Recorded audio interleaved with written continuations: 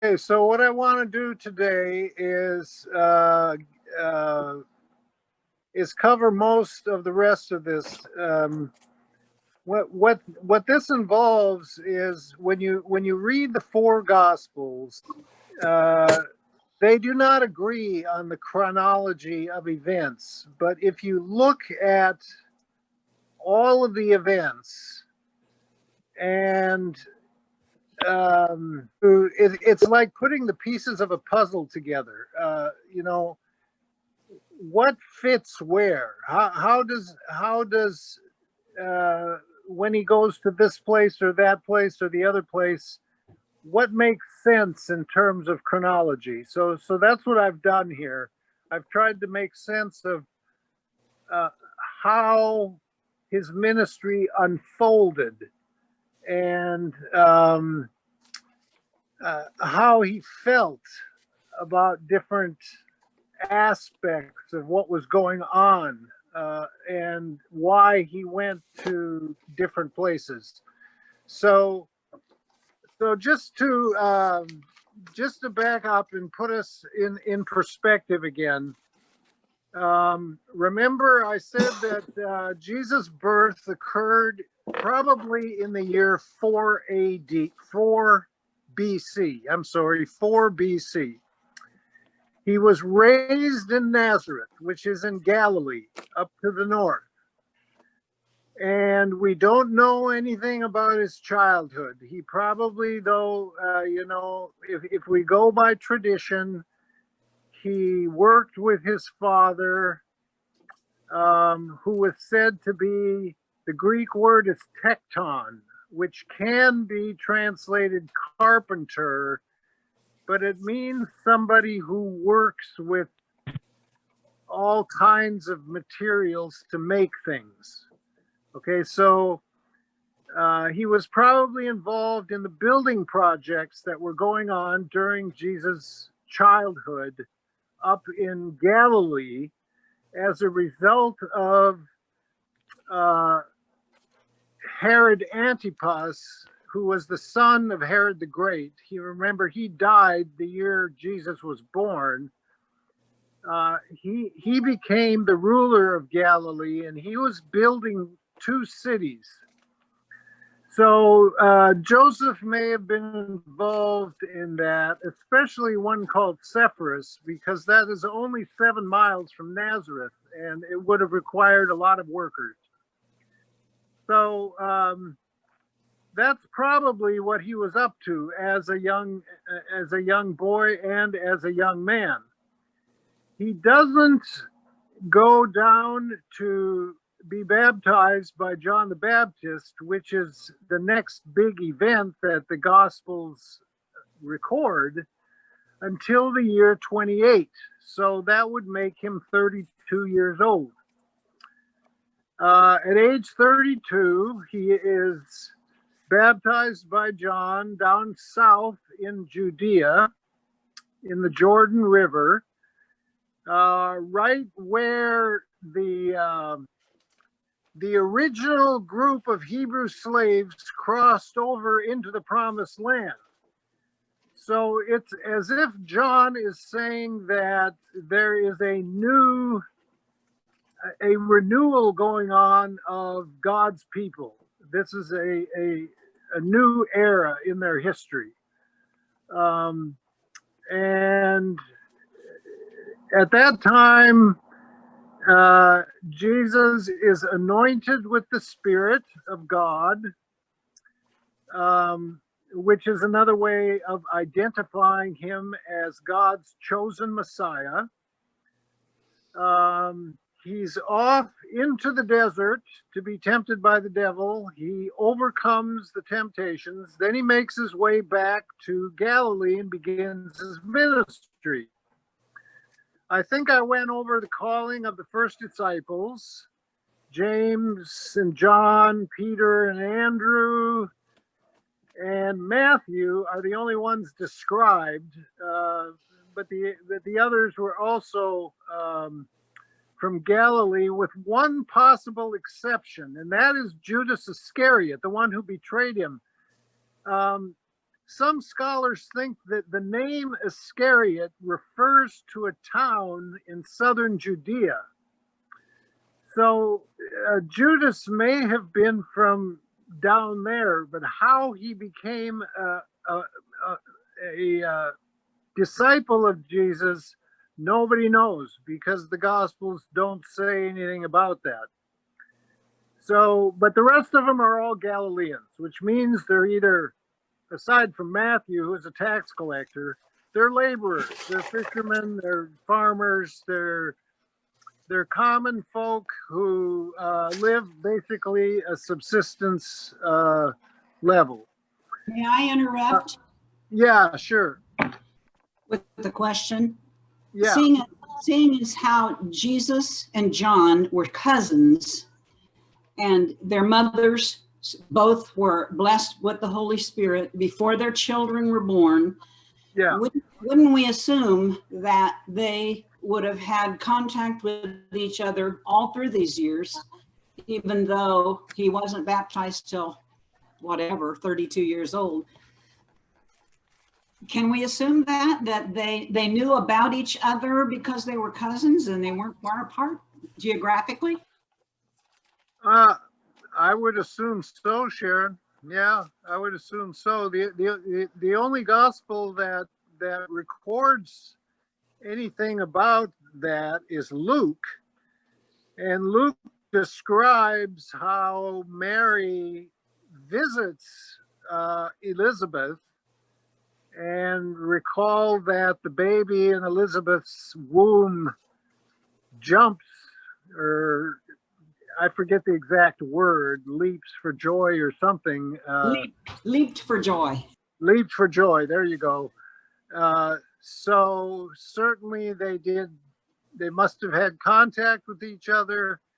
The only possible barrier to contact was the problem of travel. Mary was from Galilee, Elizabeth was from Judea, and it would have been something of a hike for either one of them to get to the other person's house. So yeah, Mary went to Elizabeth's house while she was pregnant. Or yeah. Did she? Elizabeth was pregnant. I don't know if Mary was. Yeah, no, they were both pregnant. Yeah, they were both pregnant. Yeah, yeah. Okay. So recall that Jesus makes his home base the town of Capernaum, which is on the north side of the Sea of Galilee. And in the early years of his ministry, I think we discussed this last time too, he basically limits himself very early on to going to the synagogues on the Sabbath and teaching as well as healing in the synagogues, because that's where there would have been people gathered and interested in hearing what he had to say in terms of how he interpreted the Hebrew scriptures. So he begins by going to synagogues and teaching in that way. But over time, with the healings that have taken place, and because there is so much illness and malnutrition and other problems going on in Galilee at this particular time, we know this both from Roman history and from Josephus, who was the Jewish historian who lived there himself. It was not a pleasant time to be living in Galilee. Okay, it was farmers were losing their land to the expanded tax burden, and people weren't getting the nutrition they needed, and babies were being born that had birth defects. There was the problem of Malaria was a problem at that time, and so forth. So there was a lot of sickness. So as he gained a reputation as a healer, word spread rapidly, and crowds began to gather. First in Capernaum, and then they wherever he went. Okay. Now, at a certain point, the Gospels don't make this clear, but at a certain point, okay, he decides that it's time for him and his disciples to turn this ministry into a full-time proposition. In other words, it's no longer just going to be visiting the synagogues on the Sabbath. It's going to be going from village to village to village on a full-time basis with the disciples in tow. And so they're going to have to leave their families. They're going to have to stop whatever they're doing in terms of making a living, either as fishermen or farmers or whatever it is. They're going to have to commit themselves to his ministry on a full-time basis. Okay? So even then, he continues to limit himself largely to Galilee, to the villages. There are many villages in Galilee. And we have stories of him going to places like Nain, where he raised a little girl from the dead. He went to Cana, where he turned water into wine. He went to Bethsaida. He went to Chorazin. All of these different places, back to his hometown at one point of Nazareth, and they got angry at him and threw him out of town. At one point, he decides to cross the Sea of Galilee and actually enters into Gentile territory, because on the eastern side of the Sea of Galilee is an area that was called the Decapolis, which means 10 cities. It was a confederation of 10 Greco-Roman cities. And he went to a place called Gerasa, and they were the Gerasenes, and that's where he exorcised a man who was filled with demons. And you remember the story, probably. The demons were cast into the pigs, and the pigs all ran into the sea, and they all drowned. Okay, so but the Gerasenes, they didn't understand him. They weren't Jews. None of this made sense to them. It made them nervous, and they asked him to leave. So he left. He didn't have any success there at all. So he leaves, and continues his ministry in Galilee. However, at some point, probably after, I would say, around 12 months of doing this, Jesus becomes very frustrated with his lack of success. And what I mean by lack of success there is not that people aren't gathering to listen to him, not that people aren't coming to him for healing and all of this, but that they are not coming to faith in him as the Messiah. They're not responding in a way that that he was expecting. Okay, so the Gospels record that he gets so frustrated, especially at the villages that he spends the most time in, Capernaum, Bethsaida, and Chorazin, that he actually curses those three cities and warns them. He says, if the Gentiles had seen the works of power done among you, Bethsaida, Chorazin, and Capernaum, they would have repented long ago. But you have not. Okay, so he is getting to the point where he's feeling like it's time to move on someplace else and see what the response will be elsewhere. And it's at that point that he makes a trip north and leaves Galilee and enters into the kingdom of Phoenicia, to the cities of Tyre and Sidon. And this is mostly Gentile territory, which is really unusual that a Jewish rabbi, especially one who expected that he would be gathering what he called the lost sheep of the house of Israel, that he would end up, traveling up north to a Gentile area and there proclaiming the message of the nearness of God's kingdom to them. But that's what he does.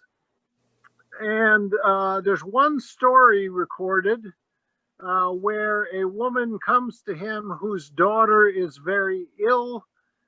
And at first he kind of brushes her off and he says, it's not fair to give the food reserved for the children to the dogs. But the woman perseveres and says, yes, but even the dogs eat the crumbs that fall from the children's table.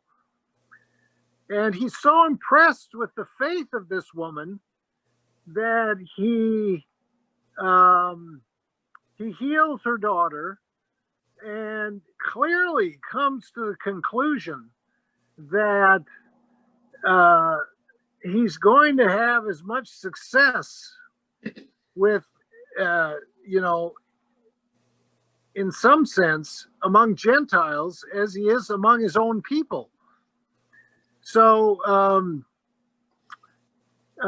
so he remains up there for a period of time. But then when it's time to return back again, he goes east to a place called Caesarea Philippi.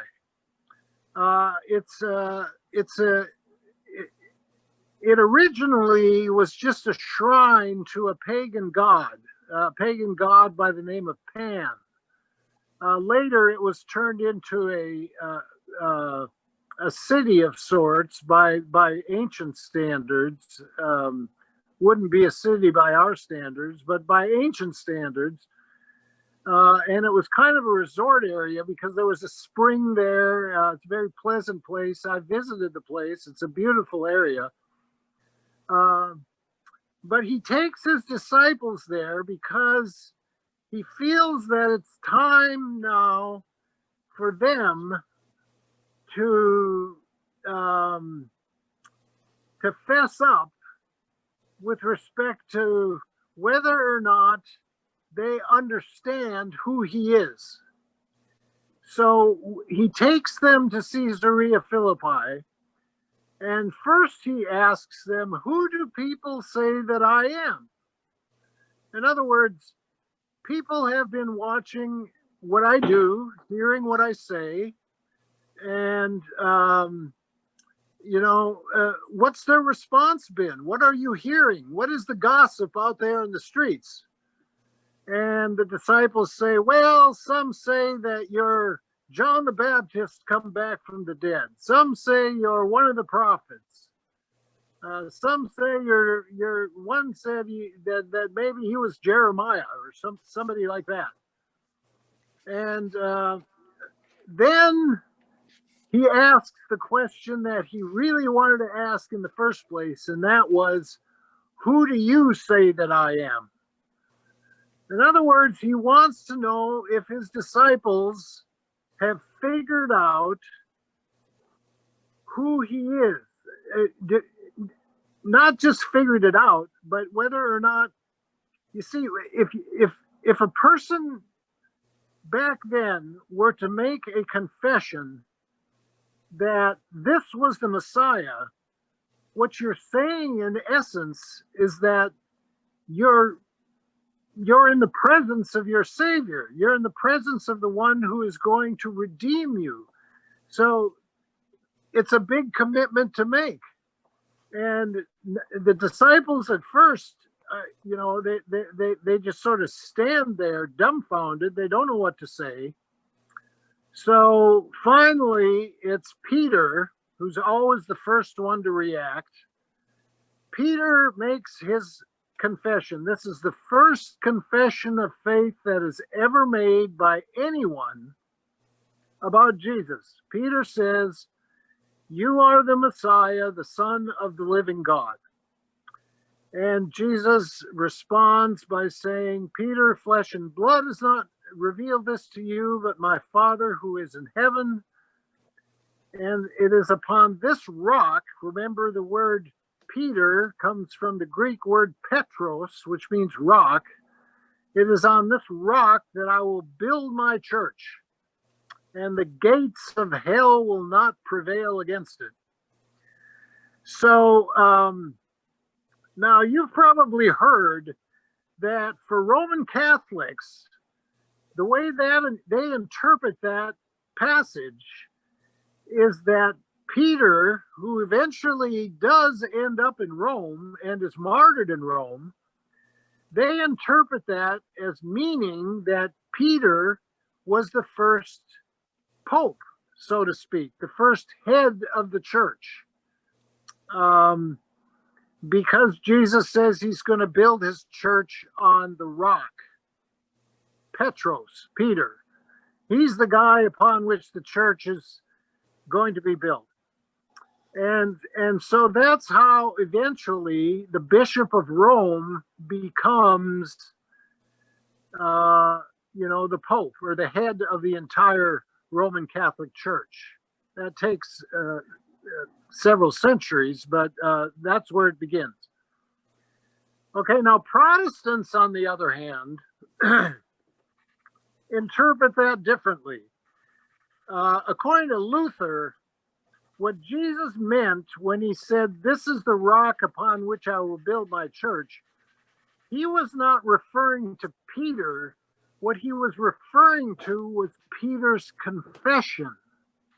So, in other words, what the church is built on is not an individual or not any authority. What the church is built on is the confession of faith that Jesus is God's Messiah, the one whom God sent to save the human race. So that's the Protestant interpretation of that particular incident, as opposed to the Catholic interpretation. Obviously,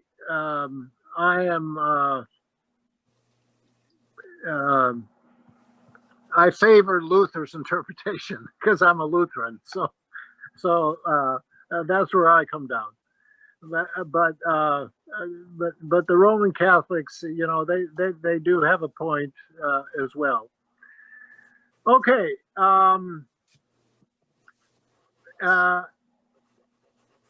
After that incident at Caesarea Philippi, Jesus returns back to Galilee, and he takes Peter, James, and John, who are kind of the inner circle of the disciples. He takes the three of them up on what the Gospels call a high mountain. Now, the question of which mountain it is has been debated among people who know the area. Okay, so my personal opinion, after having visited the area 5 separate occasions, is that it was probably Mount Tabor. Mount Tabor, it's a fascinating sight. It's a mountain that just rises up right in the middle of a valley, the valley of Jezreel. And it just rises up in the middle of that valley all by itself. And it's a high mountain. It's steep. It's very hard to get to the top. And he takes those 3 disciples and he climbs to the top of that mountain. And that is where the Transfiguration takes place. Okay? Remember, when the Transfiguration takes place, what happens is that Elijah and Moses appear in a heavenly form. Okay? They don't look like they looked when they were human beings. They have an angelic quality about them, but it's unmistakably Elijah and Moses. Even the 3 disciples recognize them. Okay, so why Elijah and Moses? Well, because the Jewish scriptures at that time were divided up into 2 sections: the law and the prophets. Okay, what we call history was included in the prophets back in those days. All right, so Moses obviously represents the law. Elijah represents the prophets. So the idea is that Jesus is the fulfillment of both the law and the prophets from the Old Testament. So everything that came before him points toward him as the fulfillment of what was spoken at that time. And Jesus also takes on a heavenly quality himself. His garments turn bright white. He turns bright white. And this is called, like I say, a transfiguration. My personal opinion of this, and this is based on when it happens, because after this, now we're going to enter a new phase of Jesus' ministry. What I think this is a foretaste of Jesus' resurrection. In other words, what the disciples are getting here is a picture of the resurrected Christ, of what Jesus will look like after he resurrects to eternal life. So it's like a prediction. It's like a foretaste of what is yet to come. Now, the Transfiguration is marks a transition in Jesus' ministry. Okay, the text of the Transfiguration is always read in church during the church year. It's always the text right before the first Sunday in Lent. Okay, and the reason is that after the Transfiguration, that's when Jesus begins his journey to Jerusalem and to his passion, his suffering, and his crucifixion. Okay, so the Transfiguration marks the end of his ministry in Galilee and the beginning of his journey from Galilee to Jerusalem. Okay, now there's several ways in which people from Galilee went to Jerusalem. And there were 3 reasons they would go to Jerusalem, okay? the Jews have three principal festivals. There's the Passover, there's the festival, a harvest festival, which occurs in the springtime, what we call Pentecost. And then there's another festival that occurs usually in October, which commemorates the time of the freed slaves traveling through the desert on their way to the promised land. Okay, so those are the three festivals. The festival that is coming up, that Jesus is going to Jerusalem for, is the Passover. And so there would have been many pilgrims from not just from around Palestine, but Jews from all over the Roman Empire who would travel to Jerusalem for this pilgrimage festival. The Passover was the most important one. Okay, so this would have been a time when Jerusalem would have been absolutely, completely full of so full of people that people would have had to camp out in the streets or outside the city walls, because everybody was going there to celebrate the Passover.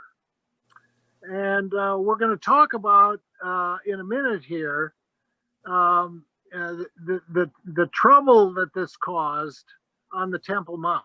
But first, I want to talk about Jesus' journey from Galilee down to Jerusalem to celebrate the Passover. Okay, there were two routes that Jews could take to get from Galilee to Jerusalem. The one that most of them took was that they first would travel east to the Jordan River Valley. And then they would follow the Jordan River all the way down to Jericho. If you have a map, you can see where that is. It's due east or southeast of Jerusalem.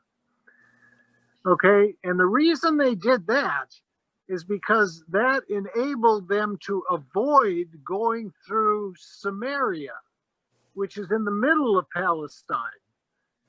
Most Jews didn't want to have anything to do with Samaritans. And so they avoided going through Samaria. They would go down the Jordan River Valley to Jericho, and then from Jericho they would turn west, and there was a narrow, very steep road through the hill country from Jericho, which is actually below sea level, all the way up to Jerusalem, which is 2,000 feet above sea level. So it was quite a slog to get up. It was uphill all the way. And it was a road that was cut right out of the side of these hills. You couldn't call them mountains because they weren't that high, but they were hills, kind of like some of the hills around the Bay Area here. And they were narrow, and it was a dangerous journey because bands of thieves would hide and attack people along this route, because they knew that they had, they were bringing money with them, they were bringing goods with them, for this pilgrimage to Jerusalem. So it was a dangerous journey. The route that Jesus chooses to get down first to Jericho is not to go first to the Jordan River Valley. He actually crosses over into Samaria. Remember, Jesus does not have a problem with Samaritans. One of his most famous parables makes a Samaritan the hero of the parable of the Good Samaritan. And so he didn't have a problem with Samaritans.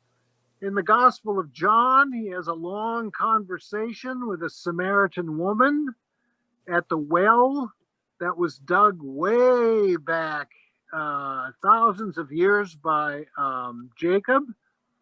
And so it doesn't bother him. However, the disciples are afraid. And the reason they're afraid is because as soon as they cross over from Galilee into Samaria, they are no longer under the jurisdiction of Herod. They are now under the jurisdiction of the Roman governor, the guy named Pontius Pilate. All right.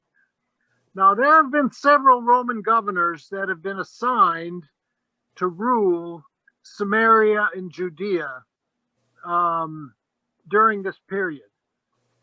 Pontius Pilate was made governor in the year 26. That was like 2 years before Jesus began his ministry. And he lasted until the year 36. So he ruled for 10 years. And the reason that he was removed from being the governor was because of his cruelty to the Jewish people. He did not like Jews. And in fact, the very year that Jesus was baptized, there was an incident on the Temple Mount where some Jews were causing a ruckus. And Pontius Pilate told his soldiers to go into the crowd and kill every one of them. And there was a bloodbath that took place right there on the Temple Mount. So people were afraid of this guy, okay?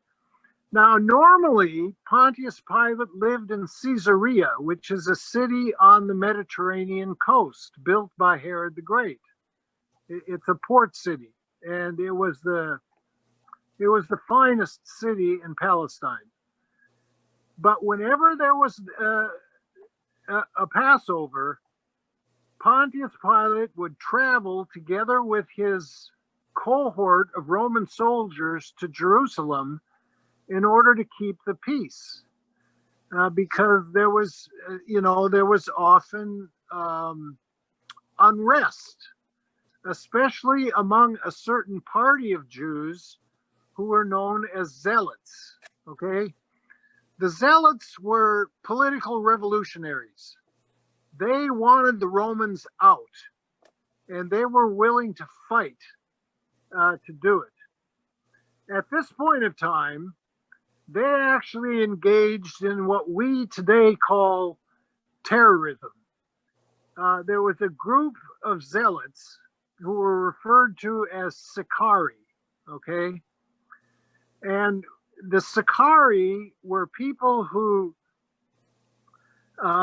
suppose there was a crowd somewhere in the city of Jerusalem, and there were Roman soldiers there, or some other Roman official, and the zealots wanted to assassinate this guy. Okay, so what they would do is the Sicarii, who carried daggers, would mingle in the crowd, and then when they felt that nobody was looking, they'd pull out their dagger, they would assassinate their target, and then they would disappear into the crowd again. All right, so, well, this didn't make the Romans happy. All right, so whenever there were gatherings in Jerusalem, the Roman soldiers were on alert, high alert, and they were in all their regalia and with all their weapons and keeping track of everything that was going on. So Jesus' disciples are not really happy with the fact that this is where they're going, but they're committed, so they follow him. Okay, so he goes through Samaria, And then he turns east to the Jordan River Valley and on down to Jericho because he wants to go to Jericho. He's got plans in Jericho. When he gets to Jericho, now Jericho is also like Capernaum was.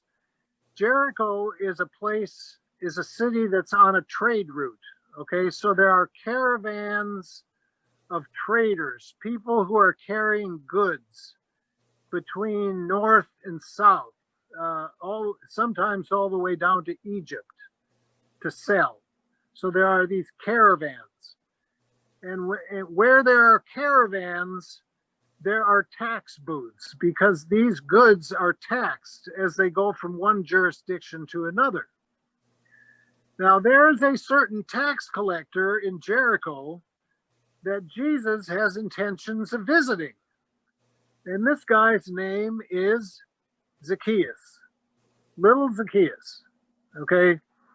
When Jesus gets to Jericho, there's a crowd that gathers because his reputation precedes him. And he's walking through the streets, and Zacchaeus is a small little guy, so he can't see over the heads of anyone. So he climbs up in a sycamore tree and he looks down.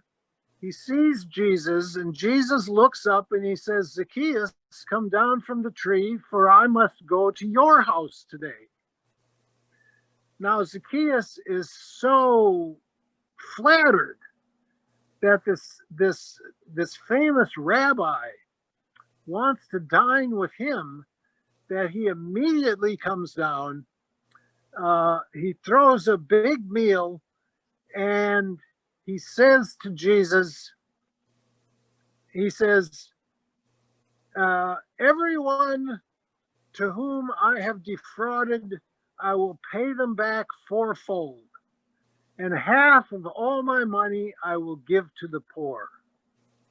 Okay, now this is kind of a boost to both the disciples and to Jesus, because here's a guy who actually comes to an authentic faith, a faith that is made obvious by his commitment to do the things that he said he was going to do. Okay, so that's an important story there because and the other thing about that that's ironic is that when it comes to the people who actually respond in a very positive way to Jesus, it's often the very people whom everyone else thinks are the worst people among them, like tax collectors and women who have engaged in prostitution or adultery or whatever whatever sin it might be. He's constantly gathering with these kinds of people because they respond to him. They respond to his message. And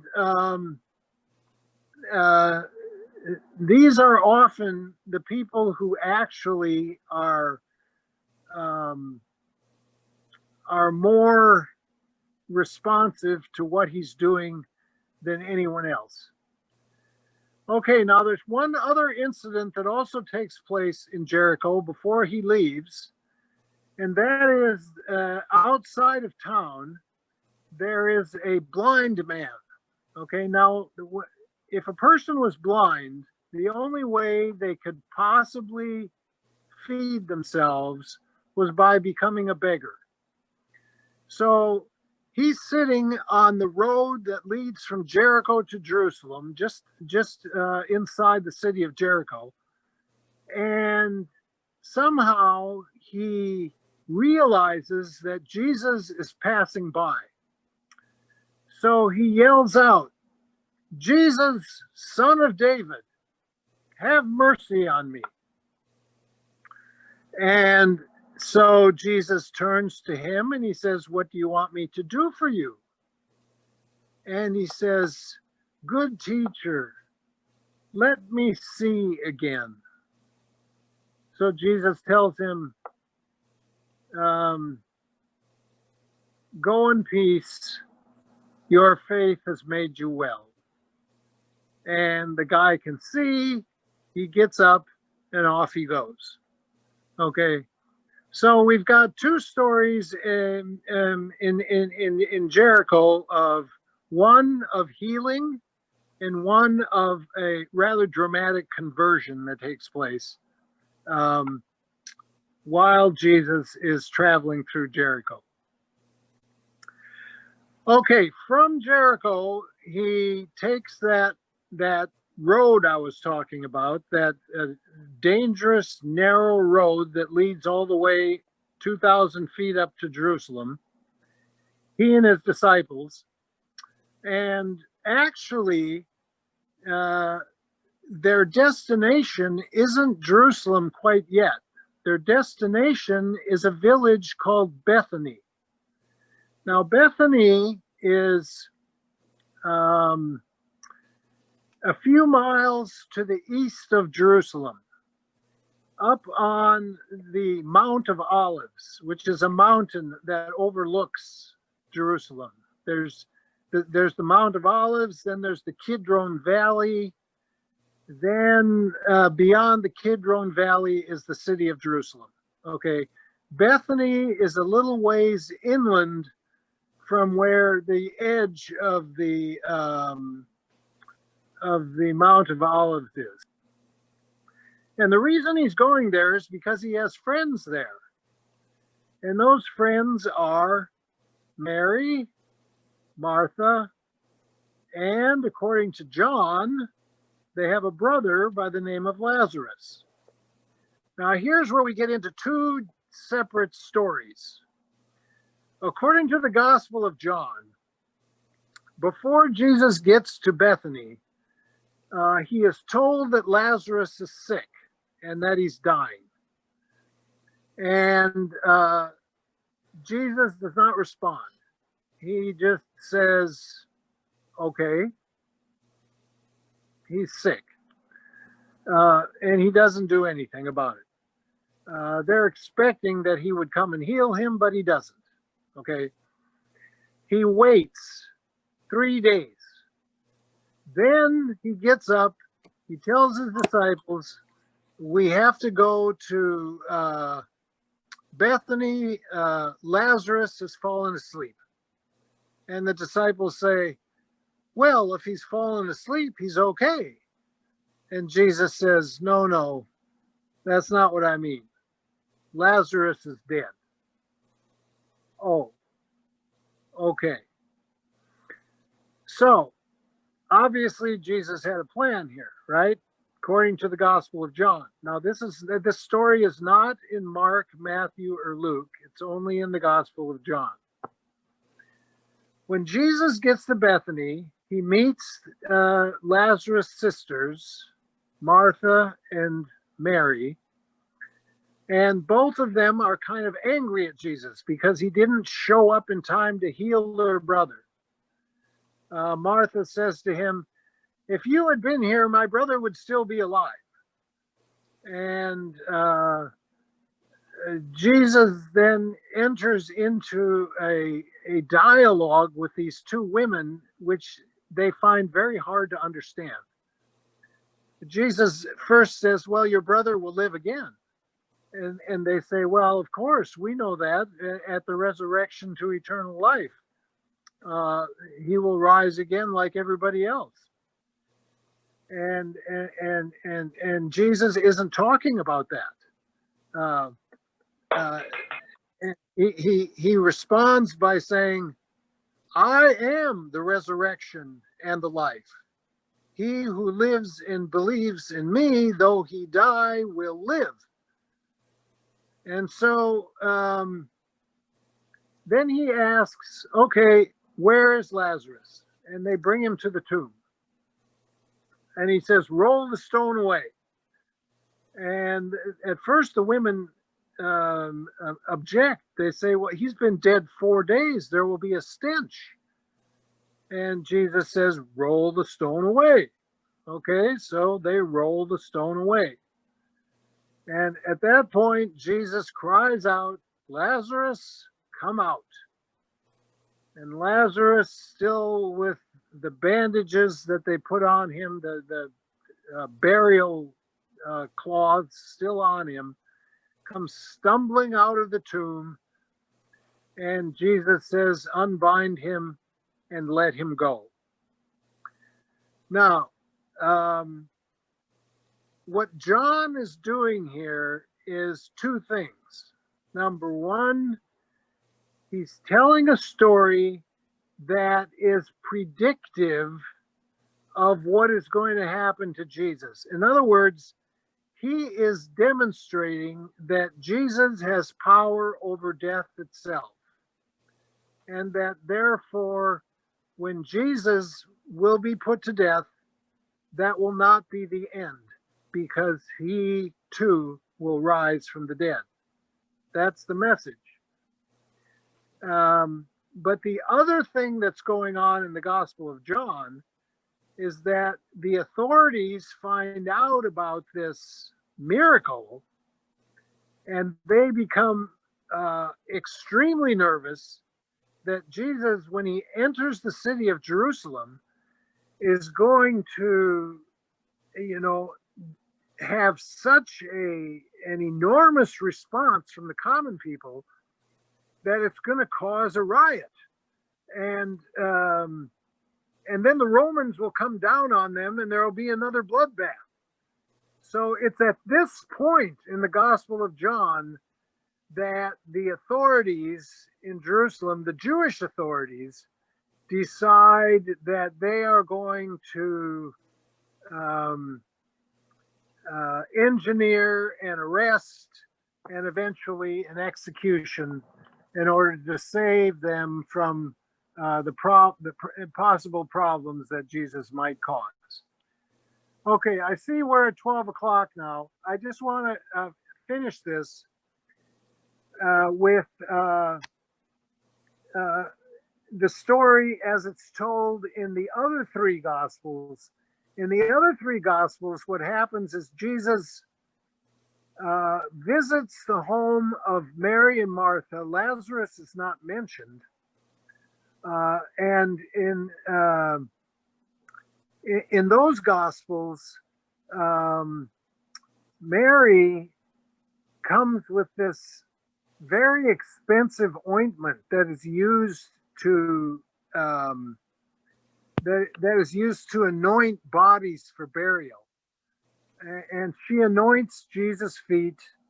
At that point, Judas becomes angry. He says, "Oh, that ointment could have been sold for a lot of money, and the money given to the poor." And Jesus says, "Let her alone. What she has done is essentially prepared me for what's going to happen down the road." Okay, so next week we'll pick it up. Just to let you know what's coming next. The day after Jesus is in Bethany is Palm Sunday, and we'll pick it up at Palm Sunday, and we'll cover the events that lead to his arrest, his crucifixion, and his eventual resurrection.